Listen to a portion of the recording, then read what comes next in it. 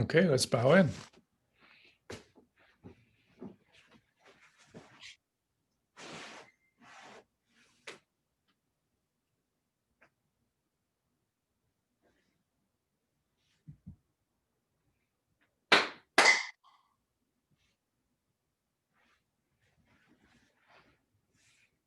Onegaishimasu.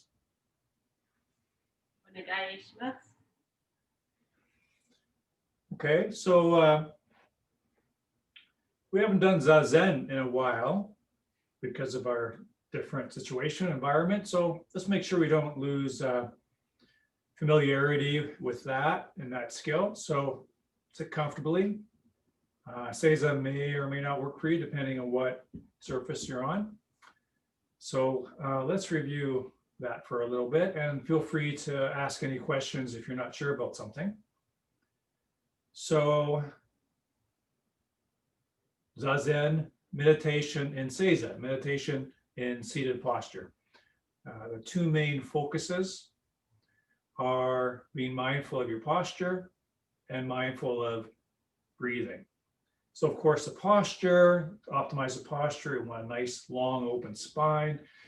So we want to not have a rounded lower back, not have a rounded upper back. So kind of the antidote to that is rotating the hips forward,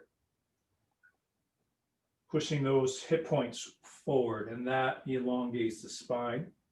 So that generally takes care of the spine, but the upper spine, the neck can still be kinked or have too much of a sway to it. So we want the back of the neck to be virtually straight. So that's why we often mention slightly dropping the chin, and that prevents the neck from kinking back. So the chin is dropped slightly. What it really is actually is the jawline is pretty much even and parallel with the ground, but it'll feel like dropping the chin about an inch because most people have an inclined angle here. So the back of the neck is virtually straight by dropping the chin about an inch. We tend to have our shoulders up here somewhere. So I want the shoulders to relax down. The shoulder plane sits right on top of the uppermost rib, completely sitting. And consciously releasing the abdomen. Most of us have a lot of unconscious tension in the stomach area. So consciously releasing the belly. The knees have about 2 fist width distance between. And just a review of the hand position, hand mudra. One set of fingers over the other. Doesn't matter which one. And the thumb tips touching. So we have a nice open space here, basically an oval shape. And you can think of that as being symbolic and representative of having a nice, open, clear mind. And open, clear posture. So not collapsed, but open and clear. And that's resting in the lap. And having that down in the lap will also help keep the shoulders down. And to basically focus the mind, we focus on posture and the breathing. So meditation, term you may have heard of, it's a term that's used often, is the monkey mind. The monkey mind is when our mind is tending to jump all over the place. So we can occupy the monkey mind so it's not flitting about. And so we occupy the monkey mind to help us focus more by focusing on posture and the breath. And if that monkey mind is particularly strong, we have some additional tools to help tame that monkey. And that's basically counting the breath mentally. So you employ that if you need it. If focusing on the posture and the breath isn't enough to entrain the mind, then we can bring in mental counting and start with very soft counting the mind. But if you're, again, very distracted, the counting becomes louder.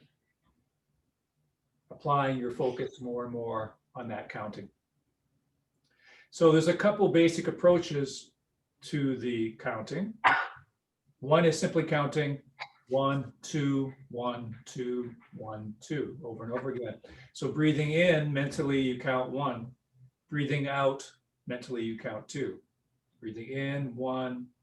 Breathing out 2, just over and over again. So it's just a little something for the mind to hang on to give it an anchor, so it doesn't just float away and flit away.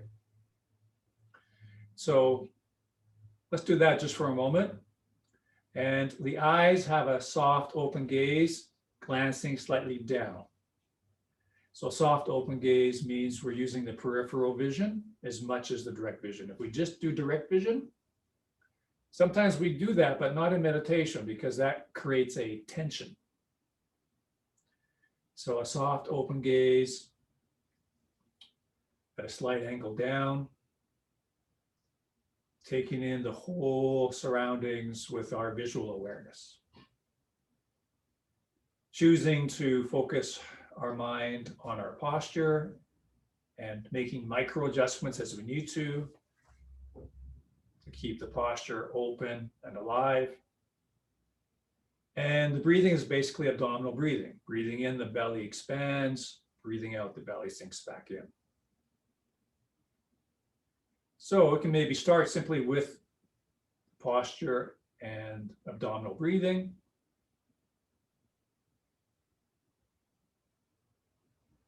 And if you need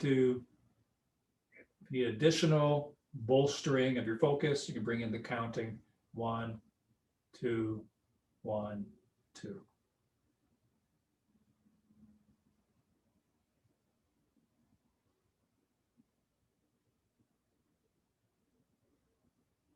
An additional element, an additional active factor, and also helpful in keeping the focus, is actively employing the out breath as the releasing breath. So consciously releasing tension on the out breath. And related to that is the out breath is a little bit longer than the in breath. So that means there's a little bit more of a control in the out breath, a little bit more of a aspirant sound on the out breath. You're controlling the out breath a little bit, so it's longer than the in breath, and emphasizing the releasing of your tensions on the out breath. So that's very helpful with the focus as well.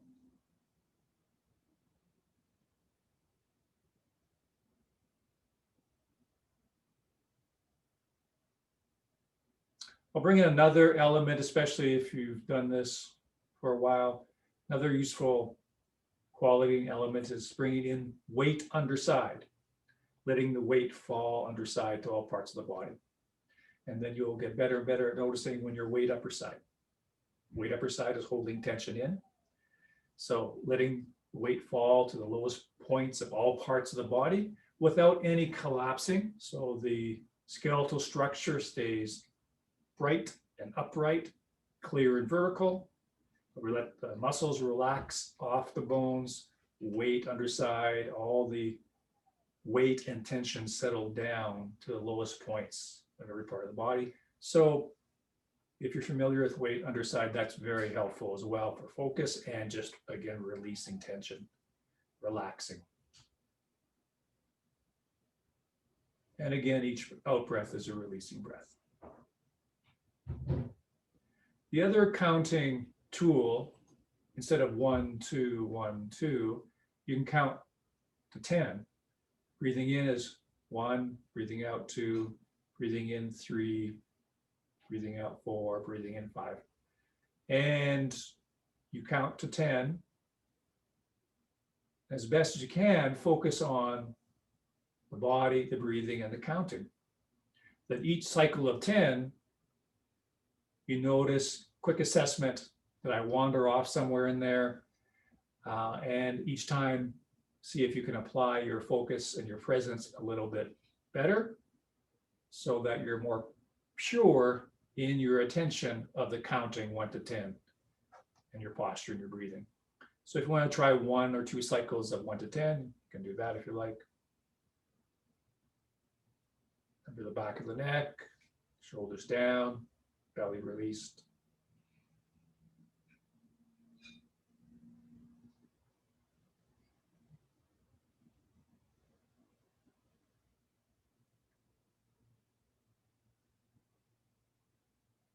Okay, and then do a little warm up from here. Feel free if you need to change your position. So hands on the lap, we'll roll the shoulders.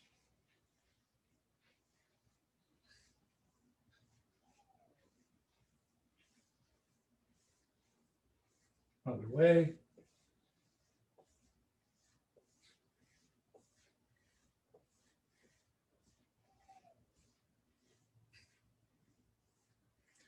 And head up and down.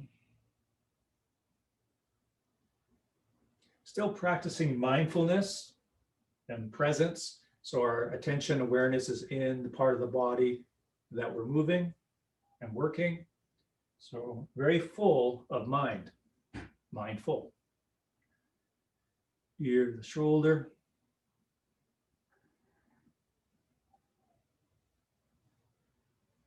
And rolling head in front, chin along the chest. Again, releasing the abdomen, breathing into the abdomen. And chin back to the center of the chest, slowly up, and a little bit of a turn over the shoulder. Good. Equal awareness and stretch through both arms. Expanding through both arms. Especially through the little fingers. Energizing the hand blade. Take a time. Good. And we can do Minuchi to the front corners. Still using not the arms, but the hips. So we're going to be shifting our weight a little bit and rotating the hips forward. Full extension, as long as you can make the arms without locking the elbows. So big arc up, big arc down. So to the front corners.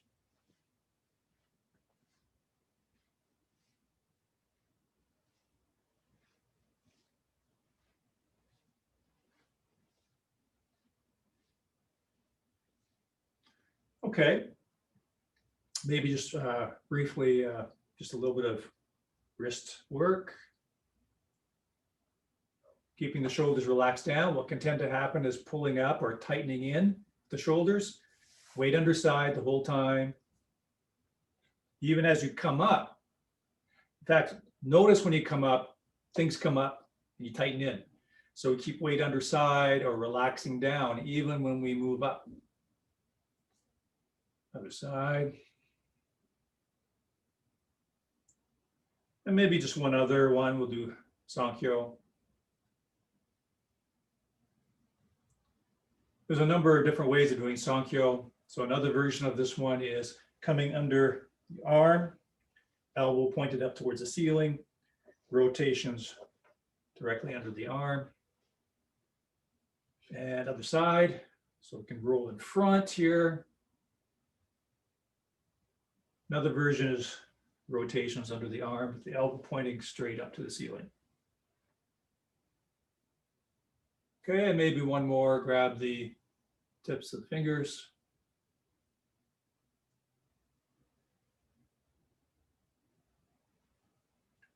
Other side.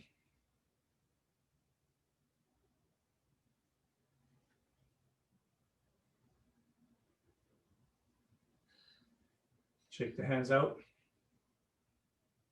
And then here, shaking the hand blades forward.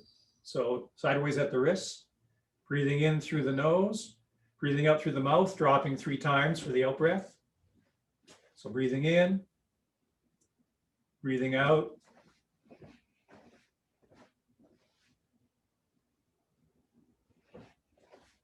Just dropping the hands, arms directly with gravity. Just letting gravity work.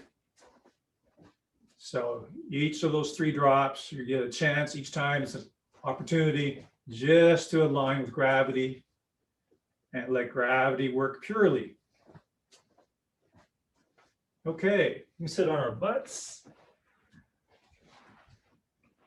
Pet the cat. If you don't have a cat, just pretend. Covering center line. So feet and hands in front of center line. So this is just like a hanmi no kamae, standing, covering center line. Do some rollbacks. And everyone actually has done this before, but quick review. I'll turn sideways so you can see a little bit. I want to tuck my chin. And to start with, we're going to keep the hands and legs the same position. They're not going to change.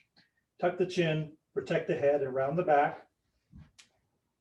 The entire time covering center line. And I come forward by having a strong extension forward, mental projection, extending ki forward. And that should have us come forward here, flexing in the hips. So the hips will rotate even further than normal in sitting.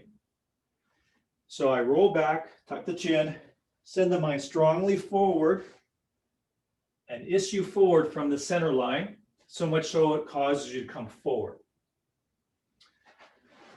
So let's do a few of those with the count.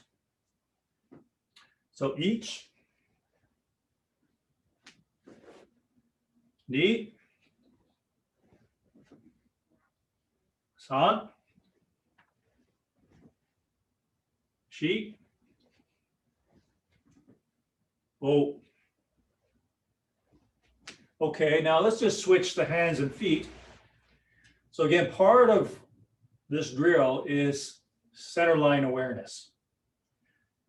Developing center line sensitivity and awareness. Hands and feet. When I come forward, I'm extending forward from my center line and covering center line. Okay, so we'll do some with this other side forward. Each. Ni. San. Shi. Wo. And focus way forward, rotating your pelvis forward. Now, another variation of this is switching the hands and feet as I come forward. So if I illustrate that, I roll back. Just as I come forward, I switch the hands and feet. I still want to extend strongly forward, tuck chin, switch hands and feet, coming forward. Okay, so let's do that version. So each, ni, san, shi, go. Ro, breathe in as you go back, breathe out as you come forward. Sich. Hach. Ku. Ju. Okay, let's do one other slight variant on that. Basically, we're basic idea, center line awareness, covering center line, extending from center line. A slight variation of that is to have more of a sense of cutting. Still center line awareness, cutting down and through center line, but more of an active cut, just like we do with bokken and sword. So the hands will come back slightly more towards the forehead as you go back, and then you'll have more of a cutting action when you come forward. So you might finish a little bit lower down with your hands and fingertips. Coming back a bit more, finishing a little further down perhaps. But the feeling that you're cutting with the sword. And so we'll do the switching one. So each time my hands will switch. Maybe if I illustrate a couple. So you'll see that my hands, the one that we just did, my hands basically stay here. They switch, but they stay very stationary. Extended, but stationary. Now we're just going to have more of a sword action. So that'll look more like this. And that cutting will bring you forward.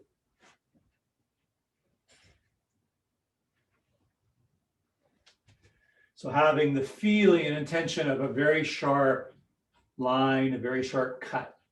Okay, so let's do that together. Each and cut. Ni, san, shi, o,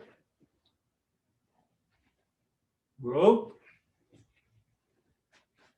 sich, hach. Good. Okay. Well, since we're here on the floor, let's do some basic ukemi. Make sure we don't lose our ukemi skills and ukemi awareness. So we can do this. Sometimes we use different names for it. Be the teddy bear roll, you're like a stuffed teddy bear, or starfish roll. So let me kind of just break that down first. Everybody has done this before, but I'll have the proper shape, chin tucked, background, rounded back, head protected. But basically, I keep this shape, and I'm going to break it down. I fall to the side, so I'm completely on my side. Of course, you keep the chin tucked. I roll across the back. I'm keeping my starfish shape, and then I come up to my butt, and then I'll go back the other way, the way I came. So I go straight to the side, cross the back, go over to the other side, up on the butt. Let's do that together, broken down like that, once or twice, just so we're really clear in our mind what the body's doing and the direction that we're going in. So a big starfish shape, make sure you tuck your chin and just fall directly to the side and stay there for a moment, right to your side. So your other leg should be up in the air and your arm is up in the air. Now, consciously roll across your back to the other side and the other arm and leg are in the air. Then sit up. Good. Now let's do that one more time back the other way. So go back the way you came and just fall directly to your side. So stochastically, just go to your side. Chin is still tucked. You're on your side here. Roll across your back onto your other side. Then come up to sitting, maintaining that open shape. Okay, now do a few there and back where it's more, you can get more and more flowing as you choose to, one way then the other, one way then the other. So it'll look like this.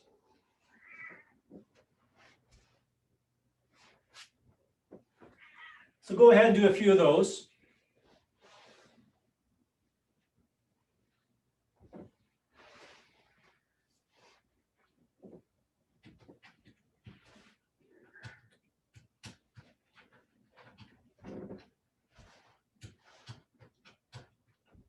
Okay. Now, let's continue in one direction. You do 3 or 4, and you end up pretty much in the direction that you started in, and then you go the other way. So that'll look like this. So I'll do 1, 2, 3, 4. And then I'll do 3 or 4 the other way. So do a few in one direction and a few in the other direction. Okay, go ahead.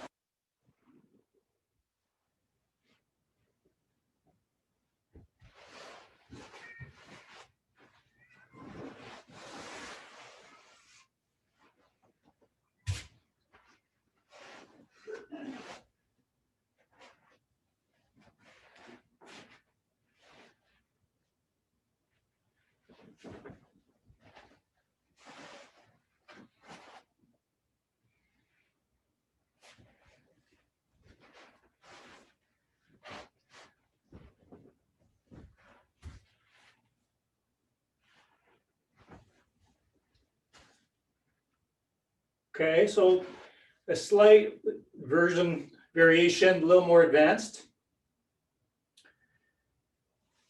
Starting on one knee, we're going to do the basic roll as we just did it.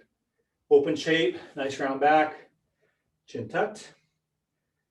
Going from one side to the other, coming up to this position, from this position to this position.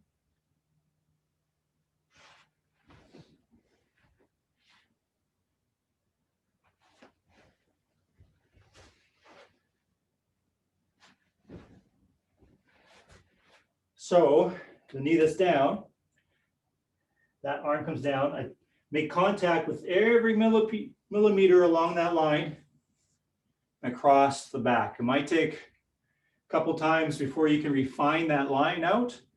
You want to not come down chopping or in segments. It's one smooth line. So I need to round my back, round my body. So I come smoothly along this line, cross the back, smoothly along that line, up.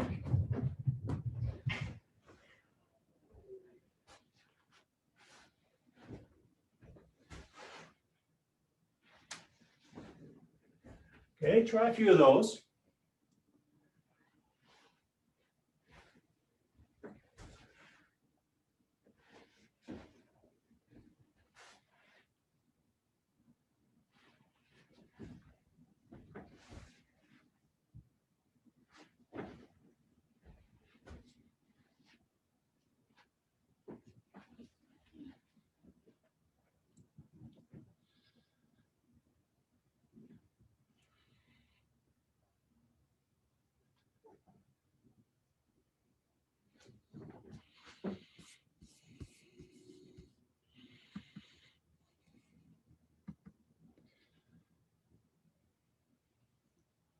So Sensei, quick question. You're lengthening in your arms as you go through that, so it gets more open rather than like there's no contractedness in your shape, right? That's exactly right. And that might be challenging because the normal instinct, of course, is to pull in. So I don't want to, if I exaggerate in that normal way, oh boy, oh boy, oh boy, oh boy, pulling in. So like pretty much everything else, it takes pure training to make that happen and eventually to allow that to happen is I want open and round. So I touch down. As I go down, I'm actually going to round everything, open, lengthen around everything. The normal tendency is to do this. So as I touch down, I'm going to open the back and round.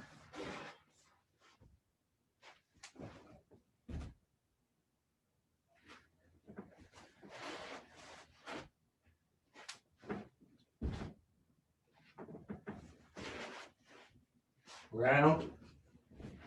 And because I am staying more round, I am able to roll right up onto my knee without having to try to pull myself up, because there's a smooth transference of weight and force. So I round.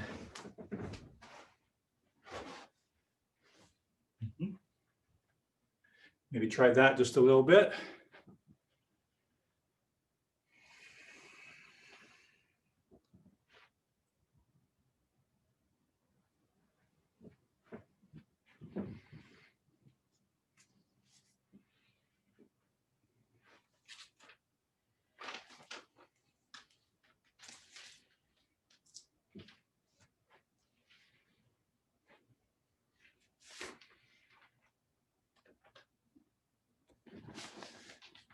Okay.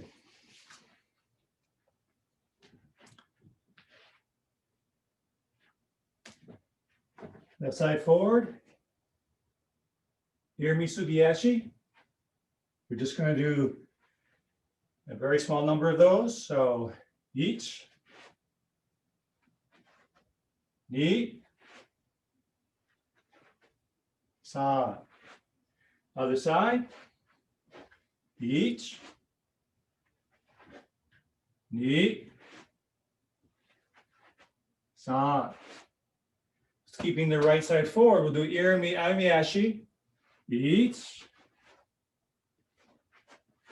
Ni. Forward stance. San. Okay, left side forward. Ich. Forward stance. Ni. San. Okay, so I would like to put that into more dynamic action. So I'm going to be your uke, and I'm going to come with a very, very basic interaction. I'm going to come with a basic push towards the camera. So that must have been very exciting for you. So, and I want you just to employ that movement into action. So now you have to have timing and use the mind in a more dynamic way. So for example, if I imagine that you're coming towards the lens, I come offline, maintain that shape. So I don't want to move too soon because then they can adjust, come back on me. And then it's pretty obvious why I don't want to move too late because then you've already got me. So of course, it's different timing over the Zoom platform, but use your mind, your imagination, your feeling sense to make this real. And do the best you can to time it so you come offline just at the last moment, maintaining your structure and your shape. So I don't want to come offline and compromise myself. That's me moving too late. I want to come offline early enough I can keep my shape and not have to contract. So I'm going to come very slow. So it's just working with this feeling of timing. Coming slow, so set up one leg forward. You're going to do irimi sugiyashi, most basic footwork. And here I come. Okay, we'll do that a couple more times, same side.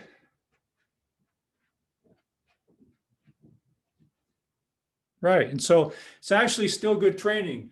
The mind is still working the idea and feeling of timing. Let's do one more. Okay, now if you'd switch stance, do a few on the other side.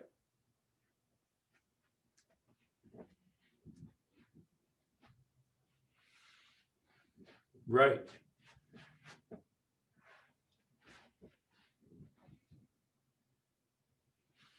Yeah, maintaining your extension and structure, that's good.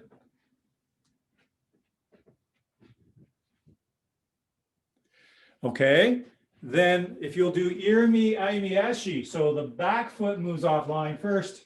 So you can decide which side you start on. We'll do a few on one side, then a few on the other. So a little bit more footwork.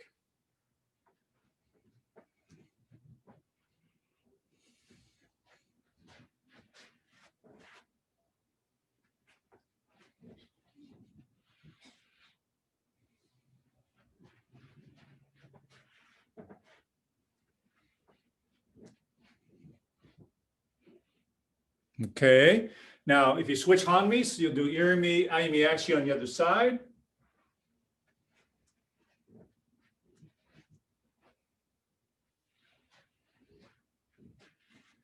Hopefully this will not give you nightmares tonight. Me coming towards the camera.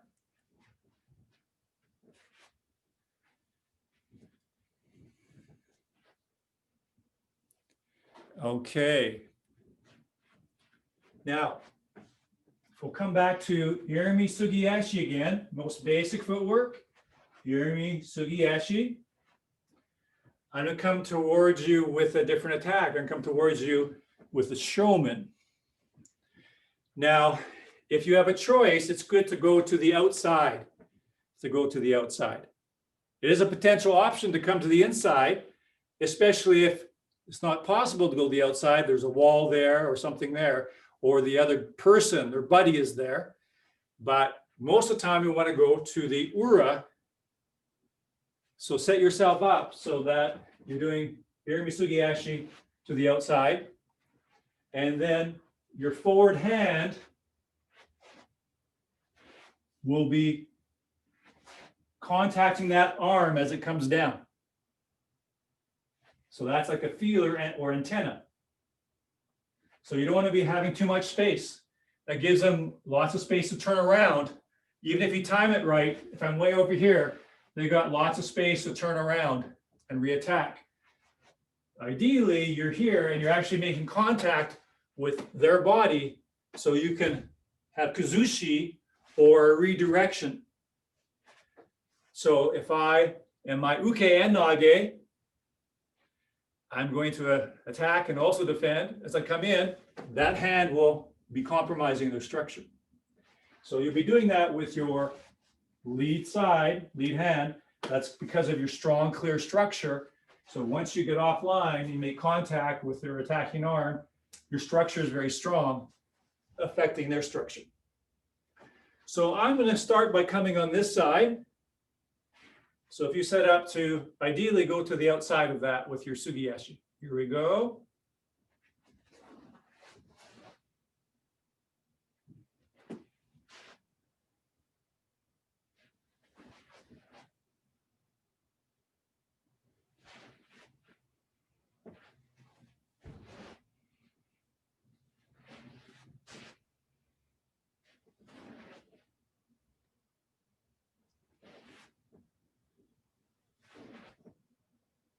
Okay, let's work the other side.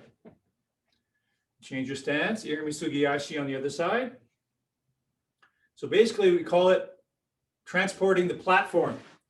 Transporting the platform means you're simply moving your shape.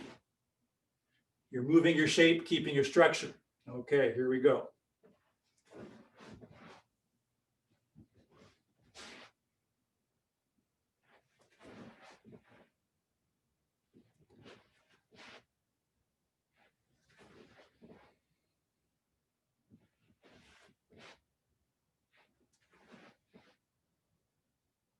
Okay, good, good. Now let's do Irimi Amiyashi. So Irimi Amiyashi,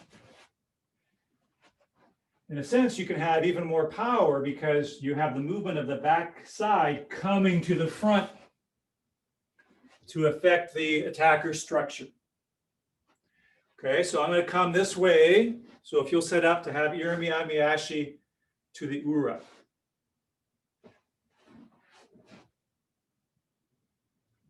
Yes.